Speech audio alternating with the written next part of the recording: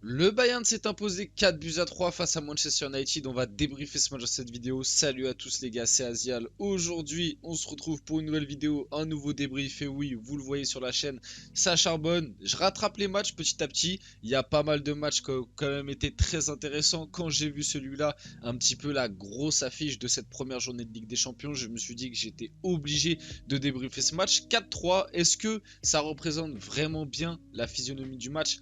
En réalité, non. Il y a quand même eu un Bayern qui a été bien supérieur à ce Manchester United. Il y a pas mal de choses à dire sur ce match, hein. Il y a eu des buts, on va voir. Je vais vous montrer les actions encore une fois. Il y a eu des infos et des, entre guillemets, leçons à tirer sur le début de saison des deux équipes et sur ce que peuvent donner ces deux équipes à terme. On va le voir que du côté de United, je pense qu'il y a quand même des petites choses à changer. Et du côté du Bayern, il y a du potentiel, mais il y a encore, voilà, il y a encore quelques errements, notamment défensifs. Bon, on va pas perdre plus de temps que ça. N'hésitez pas à liker, commenter, partager et vous abonner, bien évidemment, si le contenu de la chaîne vous plaît, si vous voulez aider la chaîne à progresser, ça fait toujours plaisir. Et on va rentrer directement dans le vif du sujet. Bon, 4-3, compo du Bayern pour commencer, c'est eux les vainqueurs, ils étaient à domicile. Personnellement, en avant-match, je voyais le Bayern quand même largement favori. On le sait, du côté de Manchester United, le début de saison est assez compliqué, que ce soit sportivement et même extra sportivement, et on sait que ça peut jouer sur le mental de certains joueurs, et on va le voir juste après que y a un joueur en particulier où mentalement bah, ça a flanché dans ce match là et ça a coûté très très cher à Manchester United par rapport à cette défaite. Donc la compo du Bayern, en vrai, du classique, hein, du classique. Il y a juste Leimer qui, on le sait, dans ce début de saison est beaucoup utilisé en latéral droit, comme Mazraoui est absent, si je ne me trompe pas, blessure. Sinon, du classique, Upamecano, Kim, Alphonso Davies, Goretzka, Kimmich, Musiala. Bon, des fois c'est Thomas Müller, mais généralement c'est quand même Musiala qui est là. Musiala qui a été excellent. Leroy Sané qui a aussi été excellent. Gnabry, Kane. Compo assez classique du côté du Bayern, une compo qui est juste là pour abattre l'ennemi. On va pas se mentir, la compo du Bayern a fait quand même assez flipper, surtout qu'il y a un banc vraiment assez conséquent. Donc ouais, le Bayern, ils font partie quand même, faut pas l'oublier, hein, le Bayern fait partie des favoris pour aller chercher cette Ligue des Champions quand même assez largement au vu de leur effectif, même si c'est vrai que personnellement, le début de saison, je le trouve pas non plus flamboyant. Pour l'instant, Kane, acclimatation correcte, il marque, etc. Mais tu sens que il n'y a pas encore ce truc, cette alchimie vraiment parfaite. Donc le Bayern, il y a un énorme potentiel et ça peut être très dangereux si ça s'améliore en deuxième partie de saison. Mais à l'heure actuelle, voilà, ils sont très chauds, ils sont très forts, très solides, mais c'est pas non plus hyper flamboyant. Après, à part City, honnêtement, la plupart des grands clubs européens sont un petit peu en reconstruction ou pas flamboyants. Du côté de City, entre guillemets aussi du classique vis-à-vis des absents qu'il y a en ce moment. Pellistri sur le côté droit, on le sait. Anthony, toutes les histoires qu'il y a. Jadon Sancho, souci avec Ten Hag. Derrière, l'absence de Varane se fait quand même sentir. Là, c'est Lindelof qui jouait. Il y avait Maguire qui était aussi absent. Bon, je pense qu'il n'aurait pas joué. Limite, c'est assez méchant de dire ça, mais limite c'est un petit peu mieux, surtout face à ce Bayern, que Maguire n'ait pas joué, parce que bon, les boulevards avec Maguire derrière, ça aurait été très compliqué. Dalot, Martinez, Reguilon, Eriksen, Casemiro, Fernandez au milieu, ça c'est la classique. Højlund devant, l'une de ses premières titularisations. Enfin, là, c'est la deuxième, je crois. Il avait joué le dernier match avec United. Et Rashford à gauche. Bon, du côté d'United, tu vois direct que la compo est un peu moins en place, honnêtement, elle fait un peu moins rêver. Et surtout quand tu vois le banc d'United, t'as un peu plus peur parce qu'il n'y avait pas grand chose sur le banc. Le match commence. Et le match commence d'une manière assez surprenante. Là, on arrive au moment du premier but, mais si je dois parler vite fait un petit peu des 20-25 premières minutes, parce que le premier but du coup de Leroy Sané du Bayern Munich arrive à la 28e, Manchester United était plutôt bien rentré dans son match. Honnêtement, c'était un match qui, dans les 25 premières minutes, voilà, c'était assez équilibré, ça se rendait un petit peu coup pour coup. Il y a eu une très grosse occasion pour United. D'ailleurs, je pense que c'est United qui a la plus grosse occasion du début de match avec c'est un centre de Rashford, si je me trompe pas, où Pellistri vient couper, puis il y a le retour d'Alphonso Davies. Au début, on se dit peut-être qu'il touche, ça peut siffler penalty, etc. Au final, bon, il n'y avait pas grand-chose, mais United a eu de très grosses occasions.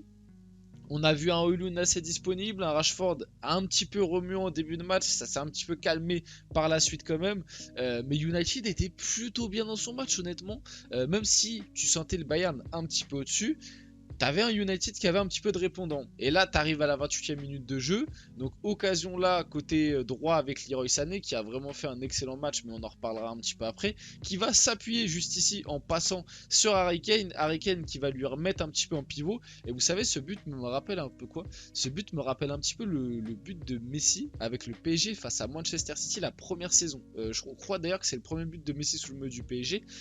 Où il s'appuie sur Mbappé. Mbappé lui remet un petit peu en talonnade extérieure du pied, et sauf que Messi te met une enroulée magnifique lucarne, enfin au moins en haut de la cage, pas vraiment lucarne, vous avez compris. Bon, là Leroy Sané, sa frappe est un petit peu plus approximative. Heureusement pour le Bayern et pour Leroy Sané que André Onana se trouve complètement vraiment assez surpris et choqué, j'ai envie de dire, du début de saison d'André Onana. Lui qui sort quand même d'une saison assez extraordinaire avec l'Inter et d'une finale de Ligue des Champions. C'est vrai que son début de saison avec United est assez catastrophique. J'ai vu une stat vraiment effrayante, c'est-à-dire que Onana a encaissé 9 buts, je crois, sur les 14 derniers tirs cadrés. C'est-à-dire que en gros, plus d'un tir cadré sur deux, ça fait but. Bon, quand t'es gardien, quand même, ça la fout mal. Surtout qu'ils l'ont payé très très cher, United. C'était censé être une plus-value par rapport à Derrea. Et pour l'instant, c'est assez compliqué. Je sais pas si c'est le poids du maillot ou si c'est le contexte extra-sportif, etc. qui pèse un peu sur les joueurs. Mais c'est vrai que là, c'est assez compliqué. Comme, voilà, comme je vous le disais juste avant, André Onana n'est clairement pas en confiance depuis son arrivée à Manchester United. Le gardien sortait pourtant d'une énorme saison avec l'Inter et c'est ça qui est assez surprenant. Et en plus, on le sait que habituellement, c'est quand même un gardien avec pas mal d'assurance et pas mal de confiance en soi. Et là, on le sent assez emprunté. Bref, du coup, le 1-0. Et c'est ce but-là, malheureusement, la faute d'André Onana va complètement assommer United qui après un bon début de match, va paraître complètement désemparé. Le deuxième but intervient seulement 4 minutes après sur un rush magnifique de Jamal Musiala qui part de cette zone-là du terrain et il arrive ici. En rush solitaire, en accélération, en percussion, en éliminant, il va glisser le petit ballon à Gnabry qui est juste là. Gnabry qui va finir tranquillement, sans pression du pied gauche. Ça fait 2-0 pour le Bayern au bout de la 32e minute de jeu. En 4 minutes, le Bayern a fait le break à cause de cette erreur, malheureusement, d'Onana, qui a un petit peu plombé les troupes, faut pas se mentir. Malgré tout, du coup, la percée de Jamal Musiala, quel joueur, c'est vrai que Musiala, sacré match. D'ailleurs, on le verra après, Leroy Sané était élu homme du match. Franchement, ça se tape avec Musiala, parce que Musiala fait vraiment un très très gros match. Enfin, il a fait un très très gros match. Malgré tout, j'allais dire Manchester City. Manchester United va un petit peu réagir en début de seconde mi-temps via. Alors là, en plus, c'est une perte de balle de Musiala, enfin contrôle un petit peu raté, qui va revenir dans les pieds des Mancuniens. Rashford qui est là, on se dit il va fixer pour aller frapper. Au final, il donne un petit ballon à Højlund. Højlund en première touche, voilà, avec le pied gauche, va venir tirer. C'est un petit peu contré par Kim, ce qui surprend un peu le Reich au goal. Ça fait 2-1. On se dit, bon, pourquoi pas, ils ont fait 20-25 premières minutes de qualité du côté d'United. Là, ils mettent le 2-1 au bout de la 49e minute de jeu, 4 minutes après, après le retour de la mi-temps. On se dit pourquoi pas, et au final, seulement, c'est assez triste, seulement une minute après, enfin une ou deux minutes après, corner pour le Bayern, main d'Eriksen. Alors la main est assez dure, honnêtement, mais elle est largement sifflable. C'est vrai que ce genre de main, c'est assez compliqué quand t'es joueur, parce que Eriksen se retourne, ou Upamecano est quasiment collé à lui. Malheureusement, voilà, la main est décollée du corps. Après, la position n'est pas non plus inhabituelle. La position est assez naturelle de la part d'Eriksen. Il y a agrandissement de la surface de corps, mais c'est pas une position qui n'est pas naturelle, quoi. Donc, c'est triste, c'est dur, ça. Voilà, c'est quand t'es supporter d'United, tu peux avoir le démon sur ce genre de main, mais voilà, malheureusement, on le sait avec le règlement actuel, c'est amplement si fiable. Je sais pas si ça se dit, mais bref, vous avez compris un petit peu. Donc penalty pour le Bayern, transformé par Harry Kane, la classique Harry Kane qui va la caler, petit filet gauche, comme d'habitude. C'est soit il rate, soit il marque. De toute façon, ce mec sur penalty, il est quand même vraiment chaud, même si on s'en rappelle, hein, face à l'équipe de France, le fameux rire d'Mbappé, etc. On s'en rappelle bien. Bref, 3-1 pour le Bayern, et à partir de là, United a complètement fermé rideau. Honnêtement, le Bayern a gardé le 3-1 jusqu'à la quasi fin du match, mais Onana a quand même fait pas mal d'arrêts en fin de match, même si le début a été compliqué. Le Bayern aurait pu mettre le 4-1, même voir le 5-1. Il y a eu pas mal d'occasions, ce qui nous amène après un petit peu plus loin à la 88e minute de jeu, et on se dit, bon, le Bayern qui a longuement dominé, hop, petite phase de possession pour United. Là on a un ballon avec Rashford, en fait ça vient d'une passe, une passe de Casemiro d'ailleurs, Casemiro qui va la transmettre à Rashford, Rashford en une touche, bam, il va s'appuyer sur Martial qui va la toucher, ça va revenir dans les pieds de Casemiro, c'est un petit peu fouillis, hein, c'est un petit peu fouillis. Casemiro un petit peu en moine Shaolin qui va réussir à se l'emmener et à finir au sol. Franchement l'action elle a un petit peu ni queue ni tête. Malgré tout ça fait 3-2 pour le Bayern, mais Manchester United revient à 3-2. On se dit bon, il reste 5 minutes, enfin c'était la 88e mais avec le temps additionnel tu te dis bon, il reste à peu près 5-6 minutes de jeu, pourquoi pas aller chercher un nul. Bon, United n'avait pas vraiment envie, on n'a pas senti un grand enthousiasme, on n'a pas senti une grande détermination. La preuve, seulement 3 minutes après le but du 3-2 d'United, Kimmich se retrouve dans cette situation là au milieu de terrain. On voit qu'il n'y a pas vraiment de pressing, voilà, ça marche un peu. Franchement, United, t'as l'impression que le 3-2, ça leur convenait. Genre, la défaite 3-2, ça convenait à United. Kimmich qui va adresser du coup une merveille de ballon pour Matistel. La finition est belle, contrôle de la cuisse, il enchaîne. La balle par Lucarne. Ça fait 4-2 à ce moment-là pour le Bayern à la 92e. Et en fin de match, 95e, 3 minutes après. Coup franc, c'était vraiment la dernière action du match. Coup franc de Bruno Fernandes qui va tirer slash centrer. Je pense que c'est plus un tir. Ça va tomber juste ici sur la tête de Casemiro dans le but vide quasiment. 4-3. Au final, le 4-3 est quand même très bien payé. Globalement, le Bayern a quand même assez largement dominé son sujet. Et pour moi, le score le plus exact aurait plus été, allez, à la limite 4-2, voire même 5-2 pour le Bayern. Je trouve que ça aurait été un petit peu plus logique.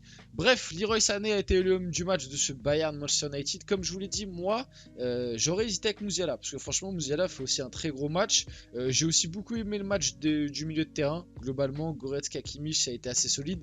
Derrière, Upamecano a aussi été très bon, et bien évidemment, les deux gros tops, c'est Musiala, Leroy Sané. Le Bayern est sur une série exceptionnelle de 35 matchs consécutifs sans défaite en phase de groupe de Ligue des Champions, un record dans l'histoire de la compétition. Assez impressionnant, le Bayern en poule, ça déroule.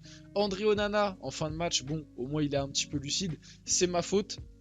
C'est à cause de moi que nous n'avons pas gagné. Je dois en tirer des leçons. J'ai beaucoup approuvé car pour être honnête, mes débuts à Manchester United ne sont pas très bons. C'est moi qui ai laissé tomber l'équipe. Bon, la déclaration est assez triste, ça fait un petit peu de peine.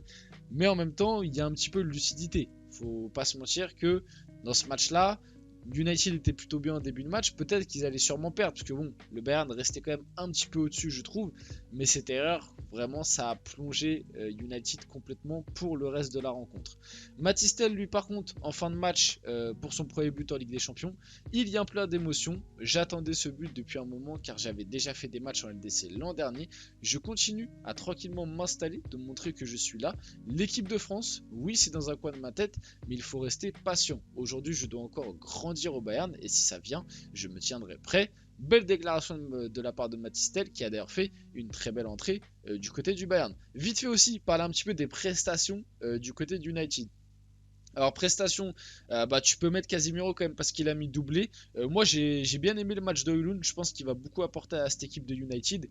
Et après sinon le reste, honnêtement ça a été assez compliqué. Bien évidemment en flop, je mettrai Onana. Même si en fin de match ça a été un petit peu mieux, le début est catastrophique. Eriksen, vraiment le match est pas bon. Et Pellistri qu'on n'a pas beaucoup vu, mais en même temps, est-ce qu'on peut attendre Pellistri dans ce genre de match? Je ne pense pas. En tout cas, on arrive sur la fin de cette vidéo. J'espère qu'elle vous a plu. Si c'est le cas, n'hésitez pas à liker, commenter, partager et à vous abonner. C'était Azial et on se retrouve très rapidement pour une prochaine vidéo.